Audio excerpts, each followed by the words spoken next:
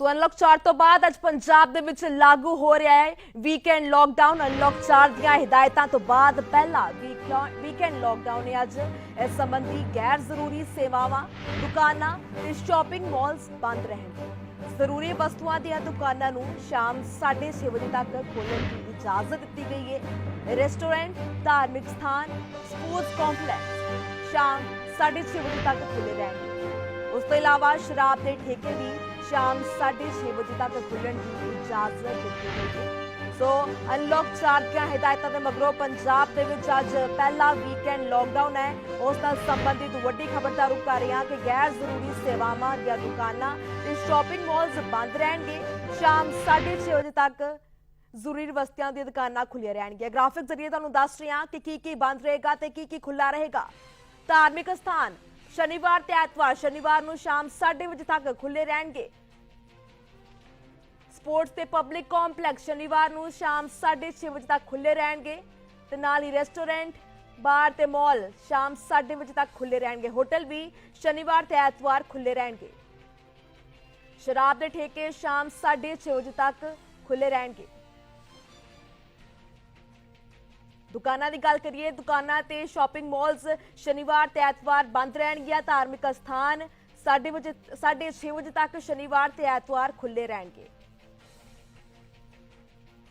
ਸਵਸਥੇ ਖਬਰ ਤੇ ਸਾਡੇ ਸਹਿਯੋਗੀ ਮੋਹਾਲੀ ਤੋਂ ਅਮਨਪ੍ਰੀਤ ਤੇ ਅੰਮ੍ਰਿਤਸਰ ਤੋਂ ਮਨਿੰਦਰ ਮੋਂਗਾ ਸਾਡੇ ਨਾਲ ਜੁੜ ਚੁੱਕੇ ਨੇ। ਉਹਨਾਂ ਦਾ ਰੁਖ ਕਰ ਲੈਂਦੇ ਆ।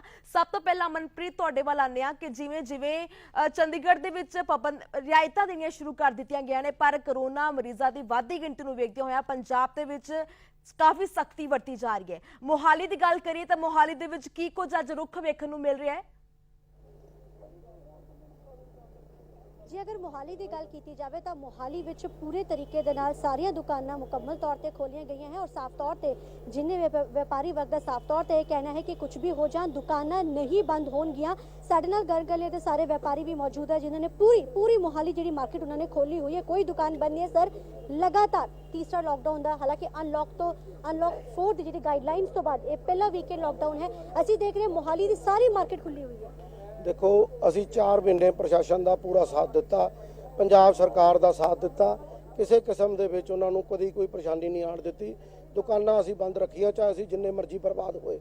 ਅਸੀਂ ਸਾਨੂੰ ਪਤਾ ਸਾਡੇ ਕਾਰੋਬਾਰ ਕਿਸ ਹਾਲਾਤ ਤੱਕ ਡੁੱਬ ਗਏ ਹੋਏ ਆ ਔਰ ਇਹ ਸਰਕਾਰ ਸਾਡੀ ਗੱਲ ਸੁਣਨ ਦੀ ਬਜਾਏ ਸਾਡੇ ਦੇ ਉੱਤੇ ਹੋਰ ਵੀਕਐਂਡ ਲੋਕਡਾਊਨ ਫਲਾਨਾ ਟਿਮਕਾ ਇਹਨਾਂ ਨੂੰ ਇਹ ਮੈਂ ਕੈਪਟਨ ਸਾਹਿਬ ਨੂੰ ਵੀ ਕਹਿਣਾ ਚਾਹਾਂਗਾ, ਕੈਪਟਨ ਸਾਹਿਬ ਇਸ ਤਰ੍ਹਾਂ ਦੇ ਜ਼ਮੀਨੀ ਹਕੀਕਤ ਤੇ ਆ ਕੇ ਦੇਖੋ। ਪਹਿਲਾਂ ਜ਼ਮੀਨੀ ਹਕੀਕਤ ਕੀ ਹੈ, ਲੋਕ ਕਿੰਨੇ ਪਰੇਸ਼ਾਨ ਨੇ, ਰੋਟੀ ਤੋਂ ਆਵਾਜ਼ਾਰ ਨੇ, ਲੋਕ ਫੀਸਾਂ ਤੋਂ ਆਵਾਜ਼ਾਰ ਨੇ, ਬਿਜਲੀ ਦੇ ਬਿੱਲ ਨਹੀਂ ਭਰ ਪਾ ਰਹੇ, ਆਪਣੇ ਰੈਂਟ ਨਹੀਂ ਦੇ ਪਾ ਰਹੇ, ਲੋਕ ਕਿੱਥੇ ਜਾਣ?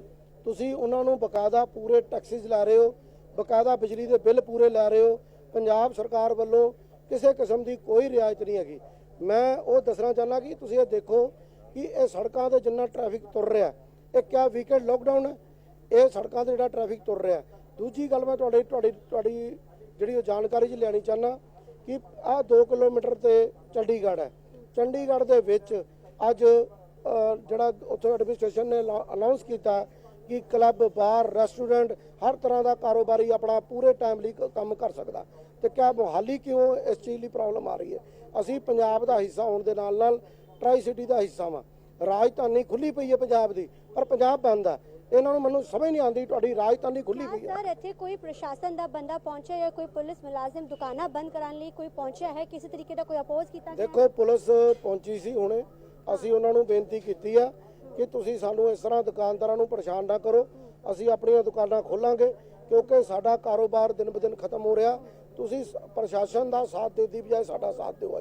ਸਾਥ ਦੇਣ ਦੀ ਸਰ ਨੇ ਗੱਲ ਕੀਤੀ ਹੈ ਕਿ ਪੁਲਿਸ ਮੁਲਾਜ਼ਮ ਇੱਥੇ ਪਹੁੰਚੇ ਸੀ ਦੁਕਾਨ ਖੋਲਣ ਲਈ, ਲੇਕਿਨ ਦੁਕਾਨਾਂ ਅਸੀਂ ਖੁੱਲੀਆਂ ਰੱਖੀਆਂ ਸੀ, ਬੰਦ ਨਹੀਂ ਕੀਤੇ ਸੀ। ਪੁਲਿਸ ਨੂੰ ਵੀ ਰਿਕੁਐਸਟ ਕੀਤੀ ਹੈ। ਹਾਂਜੀ, ਅਸੀਂ ਪੁਲਿਸ ਨੂੰ ਇਹੀ ਕਿਹਾ ਕਿ ਅਸੀਂ ਖੋਲਾਂਗੇ, ਅੱਜ ਵੀ ਖੋਲਾਂਗੇ, ਕੱਲ ਵੀ ਖੋਲਾਂਗੇ ਤੇ ਦੁਕਾਨਾਂ ਬੰਦ ਨਹੀਂ ਕਰਾਂਗੇ। ਚੰਡੀਗੜ੍ਹ ਸਾਰਾ ਖੁੱਲਾ ਪਿਆ, ਮੋਹਾਲੀ ਸਾਰਾ ਖੁੱਲਾ, 1 ਫੇਜ਼ ਤੋਂ ਲੈ 11 ਫੇਜ਼ ਤੱਕ ਸਾਰਾ ਟੋਟਲ ਮੋਹਾਲੀ ਖੁੱਲਾ। ਅੱਜ ਅਸੀਂ ਵਪਾਰ ਮੰਡਲ ਦਾ ਫੈਸਲਾ ਹੈ।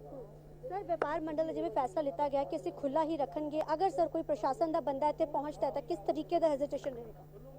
ਦੇਖੋ ਜੀ, ਸਾਡੀ ਐਜੀਟੇਸ਼ਨ, ਅਸੀਂ ਧਰਨੇ ਲਾਵਾਂਗੇ, ਸੜਕਾਂ ਜਾਮ ਕਰਾਂਗੇ ਔਰ ਕਾਲੀਆਂ ਪੱਟੀਆਂ ਬੰਨ੍ਹ ਕੇ ਪ੍ਰਦਰਸ਼ਨ ਕਰਾਂਗੇ। ਜੇ ਸਾਨੂੰ ਗ੍ਰਿਫਤਾਰੀਆਂ ਦੇਣੀਆਂ ਪਈਆਂ ਅੱਜ ਸਾਨੂੰ ਮਜਬੂਰ ਹੋ ਕੇ ਕਹਿਣਾ ਪੈ ਰਿਹਾ ਜੇ ਸਾਨੂੰ ਇਹੋ ਜਿਹਾ, ਕਿਉਂਕਿ ਵਪਾਰੀ ਕਦੀ ਇਹੋ ਜਿਹੀ ਲੜਾਈ ਲੜਦਾ ਨਹੀਂ, ਕਦੀ ਨਾ ਹੀ ਦੇਖਿਆ ਕਿਸੇ ਨੇ। ਔਰ ਜੇ ਸਾਨੂੰ ਲੜਨੀ ਪਈ ਆਪਣੇ ਹੱਕਾਂ ਲਈ, ਸਾਨੂੰ ਜੋ ਆਪਣੇ ਹੱਕਾਂ ਲਈ ਕਰਨਾ ਪਿਆ ਸਾਨੂੰ ਅਸੀਂ ਉਹ ਕਰਾਂਗੇ। ਅੱਜ ਸਾਨੂੰ ਦੱਸਣਾ ਚਾਹੁੰਦਾ, ਸਾਨੂੰ ਕਿਸਾਨ ਜਥੇਬੰਦੀਆਂ ਵੱਲੋਂ ਵੀ ਕਾਲਿੰਗ ਆਈ ਹੈ ਔਰ ਹੋਰ ਵੀ ਕਈ ਜਥੇਬੰਦੀਆਂ ਜਿਹੜੀਆਂ ਇੱਥੇ ਕੰਮ ਕਰਦੀਆਂ ਉਹਨਾਂ ਵੱਲੋਂ ਵੀ ਕਾਲਿੰਗ ਆਈ ਹੈ। ਉਹ ਵੀ ਸਾਡੇ ਧਰਨੇ ਰੋਸ ਪ੍ਰਦਰਸ਼ਨਾਂ ਦੇ ਵਿੱਚ ਸ਼ਾਮਲ ਹੋਣਗੀਆਂ। ਔਰ ਅਸੀਂ ਸਰਕਾਰ ਨੂੰ ਹੁਣ ਕਹਿਣਾ ਚਾਹੁੰਦੇ ਹਾਂ ਦੁਬਾਰਾ ਫਿਰ ਵੀ ਤੁਸੀਂ ਇਸ ਤਰ੍ਹਾਂ ਦੇ ਮਾਹੌਲ ਨਾ ਕ੍ਰੀਏਟ ਕਰੋ ਕਿ ਅਸੀਂ ਇਸ ਤਰ੍ਹਾਂ ਦੇ ਜਿਹੜੇ ਆ ਉਹ ਰੋਸ ਪ੍ਰਦਰਸ਼ਨ ਧਰਨਾ ਦੇ ਵਿੱਚ ਆਈਏ। ਜਲਦੀ ਤੋਂ ਜਲਦੀ ਰਾਜਾ ਸਾਹਿਬ ਇਹ ਫੈਸਲਾ ਵਾਪਸ ਕਰੋ। ਸੀਐਮ ਸਾਹਿਬ ਮੈਂ ਤੁਹਾਨੂੰ ਬੇਨਤੀ ਕਰਦਾ ਵਪਾਰੀਆਂ ਵੱਲੋਂ, ਇਹ ਵਪਾਰੀਆਂ ਦੀ ਆਵਾਜ਼ ਆ, ਤੁਸੀਂ ਵਪਾਰੀਆਂ ਨੂੰ ਪਰੇਸ਼ਾਨ ਨਾ ਕਰੋ, ਆਪਣੇ ਹਸਪਤਾਲਾਂ ਦਾ ਸੁਧਾਰ ਕਰੋ ਜੋ ਕਰਨ ਵਾਲਾ। ਜੀ ਭਾਜੀ ਜਿਵੇਂ ਸਰ ਨੇ ਵੀ ਬੋਲਿਆ ਕਿ ਲਗਾਤਾਰ ਅਸੀਂ ਸਰਕਾਰ ਮੂਹਰੇ ਅਪੀਲ ਕਰ ਰਹੇ ਹਾਂ ਕਿ ਸਾਨੂੰ ਪਰੇਸ਼ਾਨ ਨਾ ਕੀਤਾ ਜਾਵੇ, ਦੁਕਾਨਾਂ ਓਪਨ ਰਹਿਣ। ਅਸੀਂ ਦੇਖ ਰਹੇ ਹਾਂ 3 ਹਫ਼ਤੇ ਤੋਂ ਦੁਕਾਨਾਂ ਖੁੱਲ ਰਹੀਆਂ, ਵੀਕਐਂਡ ਲਾਕਡਾਊਨ ਤੇ ਵੀ ਖੁੱਲ ਰਹੀਆਂ ਹੈ, ਔਰ ਈਵਨ ਨੂੰ ਵੀ ਨਹੀਂ ਮੰਨਿਆ ਜਾ ਰਿਹਾ। ਲੇਕਿਨ ਤੁਹਾਡੇ ਵੱਲੋਂ ਕਿਆ ਮਤਲਬ ਹੁਣ ਇਸ ਤਰੀਕੇ ਦੇ ਨਾਲ ਚੱਲਦਾ ਰਹੇਗਾ? ਜੇ ਸਰਕਾਰ ਨੇ ਸਾਨੂੰ ਮਜਬੂਰ ਕਰਤਾ ਇਸ ਕੰਮ ਲਈ ਤਾਂ ਸਾਨੂੰ ਇਹ ਸੰਘਰਸ਼ ਕਰਨਾ ਪਏਗਾ, ਭਾਵੇਂ ਸਾਨੂੰ ਕਿਸੇ ਵੀ ਹੱਦ ਤੱਕ ਜਾਣਾ ਪਏ। ਜੀ ਅਸੀਂ ਦੁਕਾਨਾਂ ਬੰਦ ਨਹੀਂ ਕਰਾਂਗੇ, ਅਸੀਂ ਸਰਕਾਰ ਦੇ ਇਸ ਫਰਮਾਨ ਨੂੰ ਬਿਲਕੁਲ ਨਹੀਂ ਮੰਨਾਂਗੇ। ਸਾਡੀ ਦੁਕਾਨਾਂ ਸ਼ਨੀ ਐਤਵਾਰ ਅਮਨਪ੍ਰੀਤ ਤੁਸੀਂ ਸਾਡੇ ਨਾਲ ਬਣੇ ਰਹੋ। ਮਨਿੰਦਰ ਮੋਂਗਾ ਸਾਡੇ ਨਾਲ ਅੰਮ੍ਰਿਤਸਰ ਤੋਂ ਜੁੜੇ ਹੋਏ ਨੇ, ਉਹਨਾਂ ਦਾ ਵੀ ਰੁਖ ਕਰ ਲੈਂਦੇ ਆ। ਮਨਿੰਦਰ, ਸਾਡੇ ਸਹਿਯੋਗੀ ਮੁਹਾਲੀ ਤੋਂ ਜੁੜੇ ਹੋਏ ਨੇ ਅਮਨਪ੍ਰੀਤ ਕੌਰ, ਉਹਨਾਂ ਨੇ ਦੱਸਿਆ ਗੱਲਬਾਤ ਕਰਾਈ ਦੁਕਾਨਦਾਰ ਦੇ ਨਾਲ, ਉਹਨਾਂ ਦੇ ਵੱਲੋਂ ਵਿਰੋਧ ਕੀਤਾ ਜਾ ਰਿਹਾ ਹੈ ਤੇ ਸਵਾਲ ਇੱਕੋ ਹੀ ਖੜਾ ਹੋ ਰਿਹਾ ਕਿ ਅਗਰ ਗੈਰ ਜ਼ਰੂਰੀ ਸਮਾਨ ਦੀਆਂ ਦੁਕਾਨਾਂ ਬੰਦ ਰਹਿਣਗੀਆਂ ਤੇ ਜਿਹੜੇ ਮਾਲ ਨੇ ਤੇ ਉਸ ਤੋਂ ਇਲਾਵਾ ਜਿਹੜੇ ਸ਼ਰਾਬ ਦੇ ਠੇਕੇ ਨੇ, ਸ਼ਰਾਬ ਦੇ ਠੇਕਿਆਂ ਦੀ ਗੱਲ ਕਰੀਏ ਤਾਂ ਉਹ ਕਿਉਂ ਖੋਲੇ ਗਏ ਨੇ? ਵੱਡਾ ਸਵਾਲ ਖੜਾ ਕੀਤਾ ਜਾ ਰਿਹਾ ਦੁਕਾਨਦਾਰਾਂ ਦੇ ਵੱਲੋਂ।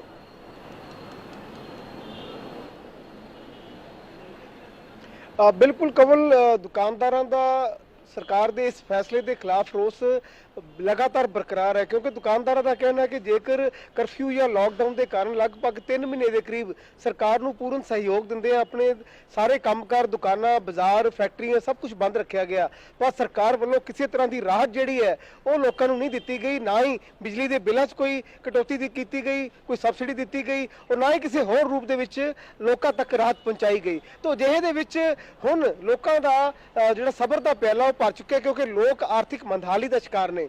तो सब तो पहला तस्वीरें ਅਸੀਂ ਆਪਣੇ ਦਰਸ਼ਕਾਂ ਨਾਲ ਸਾਂਝੀਆਂ ਕਰਾਂਗੇ ਅੰਮ੍ਰਿਤਸਰ ਦੇ ਲਾਰੈਂਸ ਰੋਡ ਚੌਂਕ ਦੀਆਂ, ਜਿੱਥੇ ਤੁਸੀਂ ਦੇਖ ਸਕਦੇ ਹੋ ਸੂਬਾ ਸਰਕਾਰ ਵੱਲੋਂ ਅਨਲੌਕ 4 ਦੇ ਤਹਿਤ 30 ਸਤੰਬਰ ਤੱਕ ਜਿਹੜੀਆਂ ਲਾਗੂ ਕੀਤੀਆਂ ਗਈਆਂ ਨੇ ਨਵੀਆਂ ਗਾਈਡਲਾਈਨਸ, ਉਹਨਾਂ ਅਨੁਸਾਰ ਅੱਜ ਪਹਿਲਾ ਵੀਕਐਂਡ ਲਾਕਡਾਊਨ ਜਿਹੜਾ ਉਹ ਸ਼ੁਰੂ ਹੋ ਚੁੱਕਿਆ ਹੈ। ਪਰ ਫਿਰ ਵੀ ਸ਼ਹਿਰ ਦੇ ਵਿੱਚ ਟ੍ਰੈਫਿਕ ਜਿਹੜਾ ਆਮ ਨਾਲੋਂ ਥੋੜਾ ਘੱਟ ਜ਼ਰੂਰ ਹੈ, ਪਰ ਕਾਫੀ ਵੱਡੀ ਗਿਣਤੀ ਵਿੱਚ ਲੋਕ ਸੜਕਾਂ ਤੇ ਨਜ਼ਰ ਆ ਰਹੇ ਨੇ। ਟ੍ਰੈਫਿਕ ਪੂਰਾ ਜਿਹੜਾ ਨਜ਼ਰ ਆ ਰਿਹਾ, ਸ਼ਹਿਰ ਦੇ ਹਰ ਬਾਜ਼ਾਰ ਦੇ ਵਿੱਚ ਇਹ ਦ੍ਰਿਸ਼ ਦੇਖਣ ਨੂੰ ਮਿਲ ਰਿਹਾ ਕਿ ਵੱਡੀ ਗਿਣਤੀ ਵਿੱਚ ਲੋਕ ਘਰਾਂ ਚੋਂ ਬਾਹਰ ਨਿਕਲ ਰਹੇ ਨੇ, ਕਿਉਂਕਿ ਜਿਸ ਤਰ੍ਹਾਂ ਮੈਂ ਪਹਿਲਾਂ ਗੱਲ ਕੀਤੀ ਕਿ ਲੋਕ ਹੁਣ ਇਸ ਵੀਕਐਂਡ ਲਾਕਡਾਊਨ ਜਾਂ ਨਾਈਟ ਕਰਫਿਊ ਤੋਂ ਅੱਕ ਚੁੱਕੇ ਨੇ। ਲੋਕਾਂ ਦੀ ਆਰਥਿਕ ਹਾਲਤ ਇੰਨੀ ਖਰਾਬ ਹੋ ਚੁੱਕੀ ਹੈ ਕਿ ਲੋਕ ਜਿਹੜਾ ਹੁਣ ਆਪਣੀ ਆਰਥਿਕ ਹਾਲਤ ਸੁਧਾਰਨ ਦੇ ਲਈ ਯਤਨਸ਼ੀਲ ਨੇ। तो ਜਦੋਂ ਸਰਕਾਰ ਦਾ ਫੈਸਲਾ ਖੁੱਲਾ ਹੋਇਆ ਉੱਥੇ ਦੁਕਾਨਦਾਰਾਂ ਦਾ ਕਹਿਣਾ ਹੈ ਕਿ ਜੇ ਅਸੀਂ ਦੁਕਾਨਾਂ ਹੀ ਨਹੀਂ ਖੋਲਾਂਗੇ, ਸਾਡੀ ਕੋਈ ਕਮਾਈ ਨਹੀਂ ਹੋਵੇਗੀ ਤਾਂ ਆਪਾਂ ਖਾਵਾਂਗੇ ਕੀ? ਉੱਥੇ ਅਸੀਂ ਤਸਵੀਰਾਂ ਦੇਖ ਪਾ ਰਹੇ ਹਾਂ ਠੇਕੇ ਦੀਆਂ, ਕਿੰਨਾ ਕੁ ਜ਼ਰੂਰੀ ਹੈ ਇਸ ਨੂੰ ਖੋਲਣਾ।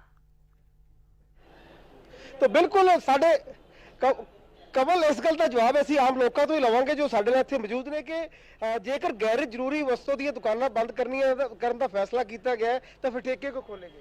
ਸਰ ਇਹ ਜਿਹੜਾ ਸਾਡੇ ਜਿਹੜੇ ਸੂਬੇ ਦੀ ਬਦਕਿਸਮਤੀ ਹੈ ਕਿ ਇਹ ਸੂਬਾ ਸਾਡਾ ਚੱਲਦਾ ਹੀ ਸ਼ਰਾਬ ਦੇ ਸਿਰ ਤੇ ਹੈ, ਤੇ ਜਿਹੜੇ ਇਹਦੇ ਭਾਈਵਾਲ ਨੇ ਸਾਡੇ ਜਿਹੜੇ ਸਿਆਸਤਦਾਨ ਨੇ ਉਹਨਾਂ ਦੀ ਵੱਡੀ ਭਾਈਵਾਲੀ ਹੈ ਸ਼ਰਾਬ ਦੇ ਕੰਮ ਦੇ ਵਿੱਚ, ਤੇ ਇਹਨਾਂ ਦਾ ਮਿਲੀ ਭੁਗਤਣਾ ਕੰਮ ਚੱਲਦਾ ਸਰਕਾਰ ਦਾ ਤੇ ਇਹਨਾਂ ਦਾ ਮਿਲ ਕੇ। ਇਹ ਜਿਹੜੇ ਬਾਕੀ ਲੋਕਾਂ ਦੇ ਜਿਹੜੇ ਬਾਕੀ ਹੱਕ ਨੇ, ਬਾਕੀ ਅਦਾਰੇ ਬੰਦ ਨੇ, ਪਰ ਠੇਕੇ ਇਸ ਲਈ ਖੋਲੇ ਗਏ ਨੇ ਕਿ ਇਹਨਾਂ ਨੂੰ ਕਮਾਈ ਹੋਵੇ, ਇਹਨਾਂ ਦੇ ਘਰ ਭਰੇ ਜਾਣ। ਜਿਹੜੀ ਇਹਨਾਂ ਦੀ ਪਾਲਿਸੀਜ਼ ਉਸ ਤਰੀਕੇ ਨਾਲ ਬਣੀਆਂ ਗਈਆਂ ਨੇ, ਆਪਣੇ ਨਿੱਜੀ ਫਾਇਦੇ ਵਾਸਤੇ ਜਿਹੜੇ ਇਹ ਠੇਕੇ ਖੋਲੇ ਜਾਂਦੇ ਨੇ। ਵੀਕਐਂਡ ਲਾਕਡਾਊਨ, ਨਾਈਟ ਕਰਫਿਊ ਲਗਾਤਾਰ ਜਾਰੀ ਰੱਖਣ ਦਾ ਫੈਸਲਾ ਕੀਤਾ ਗਿਆ, 30 ਸਤੰਬਰ ਤੱਕ ਲਾਗੂ ਰਹਿਣਾ। ਕੀ ਕਹੋਗੇ ਸਰਕਾਰ ਦੇ ਫੈਸਲੇ? ਸਾਰੇ ਇਹ ਕਰਫਿਊ ਤੇ ਲੱਗਾ ਠੀਕ ਹੈ, ਪਰ 2 ਦਿਨ ਲੱਗਾ ਦੁਕਾਨਦਾਰ ਤੇ 24 ਘੰਟੇ ਮੀਡੀਅਮ ਕਲਾਸ ਮਰਿਆ।